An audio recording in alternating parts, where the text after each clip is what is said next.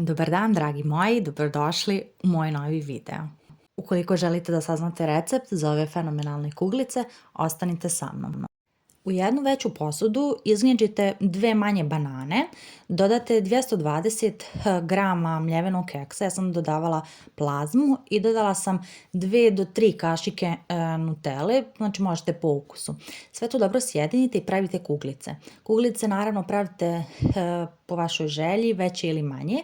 Ja sam ovaj put konkretno pravila manje kuglice i od ove smjese mi je ispalo nekih 30 kuglica. Kuglice možete da uvaljate u mliječnu čokoladu, ja sam istopila 100 grama mliječne čokolade sa 4 kašike ulja, možete da ih prelijete sa istopljenom čokoladom, preko možete da pospete novogodišnju dekoraciju ili keks po vašoj želji. I to bi bilo to. Hvala vam svima na gledanju i vidimo se u nekom sljedećem videu.